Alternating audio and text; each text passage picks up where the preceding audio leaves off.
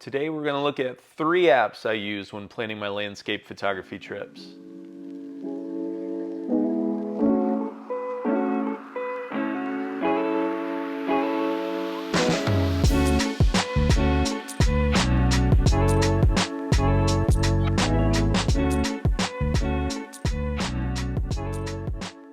Hey everyone, welcome to my channel. My name is Tom Replogle and I'm an aerial and landscape photographer and brand new YouTuber. Take it easy on me. Recently I've been planning a trip out to New Mexico, out in the western part of the US, and thought it would be kind of cool to take you guys with me through the planning process and share with you the 3 apps that I use when planning these trips. Now, this is not going to be an all-inclusive tutorial on these apps. We're just going to take a high-level look at them, and I'll share with you a few of the features that I use when I'm planning the trips. If you would like to see a more all-inclusive, more in-depth tutorial, please leave it down in the comments. Let me know which apps you're interested in, and I'll add it to my to-do list. And just so you know, I'm not affiliated with any of these apps, but I will leave a link down in the description so that you can check them out and see if they'll work for you.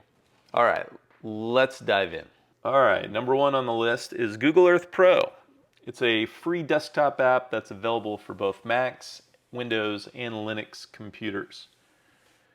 So to find it, if you don't already have it, you'll need to open up Google and then type in Google Earth, if I can spell it right, Pro, and then just type in download. And number 1 on the list, at least at this time, is Earth versions for Google Earth. Go ahead and click on that. And we're going to want to download the desktop app. So click that and then download Google Earth Pro to the desktop. And then accept and download. Okay, once you get Google Earth Pro installed on your computer, fire it up and it'll probably look something like that. And all this stuff over on the left side over here will be you won't have a bunch of folders. You'll have a couple. I can't remember what originally came in here. But you'll have a few folders, and then you'll also have these layers over on the left side. It'll probably look like something like this. So, place I'm going is called the Bisty Badlands. Well, it's near the Bisty Badlands. It's actually the Valley of Dreams where this one hoodoo is that I want to photograph. And the beauty about Google Earth, number 1, I mean, the number one thing I use this for is to store photo locations throughout the country or throughout the world, actually. You've got high-res satellite imagery with amazing detail. Essentially, this becomes a spatial database of all your photo sites throughout the years. I've been using it for, probably well over 10 years. But the place I'm going to photograph is the Valley of Dreams in New Mexico, and there's one particular hoodoo that I want to shoot in the evening and do kind of like a Milky Way composite with it, and that's the Alien Throne. And so I've already created that waypoint there. But what's really cool, if you look down here on the bottom left over here, where it says photos. So these are photos from Google Maps, and they're photos people have taken. So right there, there's the Alien Throne. So this is super helpful for finding potential subjects, and it may not be the exact location, but it'll get you close. The other thing I use this for is, besides scouting and finding potential subjects, is measuring distances. So I did some research on Google about this location, and I found a blog entry where this blogger was describing where she parked, and she wasn't sure how long it took to hike out to the Alien Throne. She was following a trail, and then she reached a big wash and then headed west. So I fired up Google Earth and I kind of followed her descriptions in her blog post, and I determined that this is the parking area that she was referring to. And then she's following this trail up, and the big wash is located right here. And then she went due west, and she found the alien throne.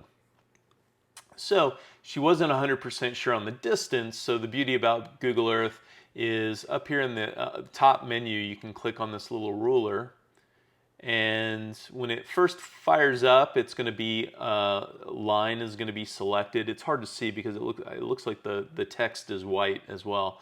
But what you'll want to do is select path, and then select your units of measurements. So I'm going to use miles in this case.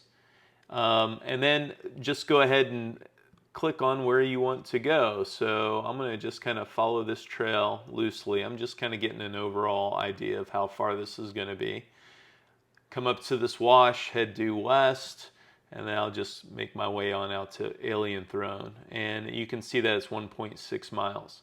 Another cool thing is you can click this elevation profile, and down at the bottom it will show you approximately, let me move my, there we go. You can kind of see what the terrain looks like. So max slope is like 20%.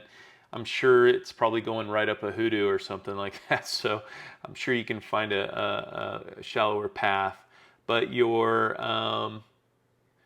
elevation gain, 122 feet, loss is 117 feet. So not too bad as far as elevation wise. So super handy. This is kind of where I go to kind of spot subjects as well as measure distances and so forth. Great app, and I've been using it a long time, so I can provide a more in-depth video if you guys would be interested. Make sure you drop it down in the comments if you are. Okay, coming in at number 2 is an app called PhotoPills. Now this is an iPhone as well as an Android app. It costs $10.99 as of the making of this video. And it's really replaced probably 3 or 4 apps that I used to have on my iPhone. Once you download it and open it up, it's going to come to this main page. And these are all kind of like mini applications within the main application, and those are called pills. We're not going to go through all of these, but I'll just kind of give you a quick tour of some of the top pills that I use most often. The sun pill gives you sunrise, sunset, golden hour times, etc. Also the angle that the sun will be rising and the sun will be setting. The moon pill gives you the phase of the moon rise, the moon set, its azimuth as well. The exposure is super handy if you're trying to figure out equivalent settings for, like, let's say you're using a filter. So in this case, I've got a 10-stop filter. You do your test settings, you figure out what your exposure is, and then you can apply a filter factor in there, and then it'll give you the equivalent settings that you need. So that's super helpful. And then hyperfocal information. There's several pills that can give you that information. We can look at the depth of field pill, and you can select your camera, your focal length, the aperture, subject distance, and it's going to give you your near and far distance, as well as your hyperfocal distance as well. So all of these pills are really handy. This application is very well organized, and I highly recommend it. Again, I'm not sponsored by these guys at all. It's just an app that I find very helpful. But for today, I'm just going to walk you through how I'm using it to plan this trip. So the Alien Throne Hoodoo, I'm planning on shooting the foreground at sunset. So I will find the golden hour and the blue hour, figure out the times, and then plan accordingly to be out there, at least an hour prior to sunset, so that I can get my foreground shot. And I'll probably take multiple shots, of course. And then I can use this app to figure out when the Milky Way is going to rise, how high it's going to be above the horizon as far as the Milky Way core, and figure out the exact timing to where it is, in line with my composition and what I have in mind. So first off, we're inside the planner right now. I've already created a plan for the alien throne. You can see I've marked it, the approximate location. I don't know exactly where it is over here, but it'll be close. And if I scroll through here, you can see that this white line indicates that small narrow line is the direction of the Milky Way core, and then this larger, thicker line is the azimuth, how many degrees above the horizon that the core is going to be. And then we have other colors on there. I'll take you through those so you can see. You can see the small orange line over here is representing sunset. So that's the direction that the sun will be setting at this location. Then we got our Milky Way rise, as well as a moon rise. So you see that thin blue line right there? So the moon is going to be rising with my Milky Way. So this date, looks like June 15th, obviously is not going to be a prime date for me to shoot this, because the moon's basically going to be tracking the core. So that wouldn't be good. I'll show you the sunrise, what it looks like. So you can see this line over here. So sunrise is going to be in this direction. So it's great for planning your landscape photos. And then you can see that the moon finally sets in that direction. So super handy. I can zoom in and we can go back. If this were the date, this isn't the date, this is just a random date that I've selected. But let's just say this feature right here is where the alien throne is, and I want to figure out when the Milky Way core is going to be right above it. So I would take this thin line right here and basically line it up, and you can see it's going to be at almost 10 o'clock, 21:56, so 9:56. Right around 10 o'clock it's going to be in a pretty good location, except for the moon following it, of course. All right, so that's number 2, photo pills. That's how I use it. This app has a ton of additional features. We're just basically scratching the surface. Let's move on to number 3. All right, number 3, last but not least, is a website called windy.com. I've been using it for several years now. It is a great website. They also have an app for iOS as well as Android. It is free. They do offer a premium edition, which essentially just gives you more precise data. So type in windy.com and you will see this page right here on your screen with wind information. Imagine that. So I've got the alien throne already saved, so I'm going to zoom in to the alien throne. And the wind information is not necessarily what I'm looking for this. What I'm trying to do with this app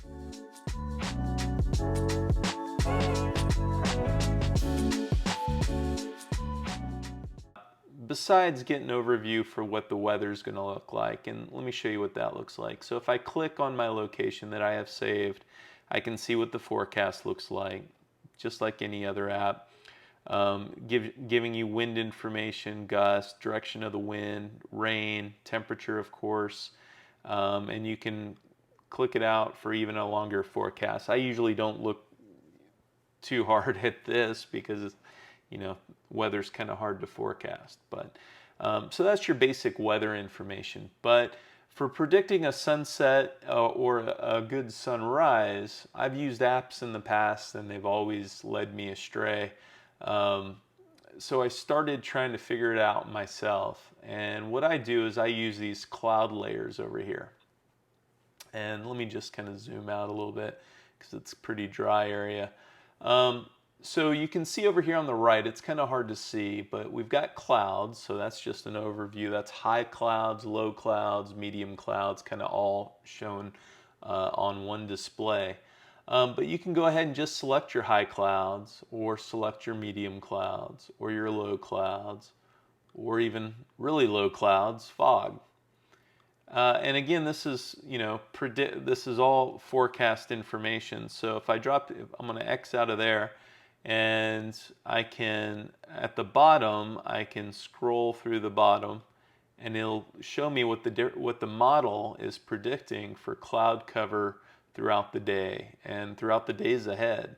I typically don't use this any further out than 24 hours prior to my shoot. I've noticed that any further out, it's not super accurate. But essentially, what I'm looking for is at the time of sunset. In this case, I want to see what kind of clouds I'm going to be dealing with. Now, for a good sunset, you want clouds, and so you don't want clouds on the horizon. You want clouds away from the horizon, so that the sun can light up the clouds above you or behind your subject or whatever the case may be within your composition.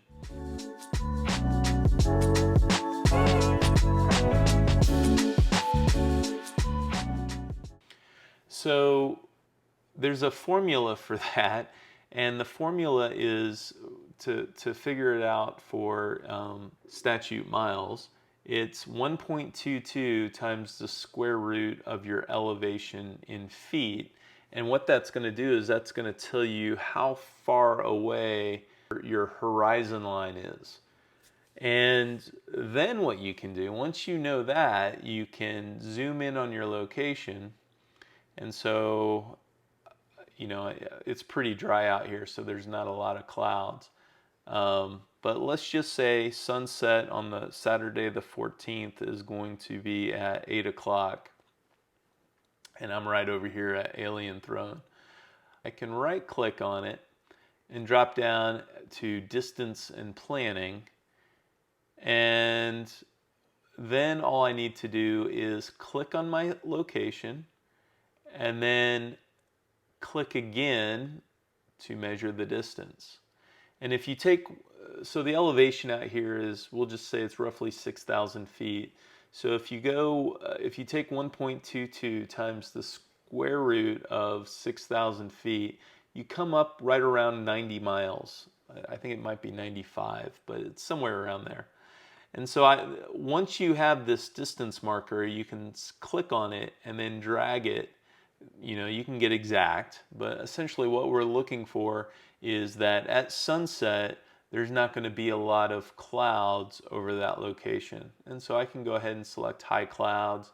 I can select low clouds, and really I have no clouds over here to even light up. Ideally, I'd want to see some clouds, maybe some medium to high clouds over my location, so that when the sun sets, it's going to light up the sky and light up the clouds over my location. But this is essentially how I use Windy.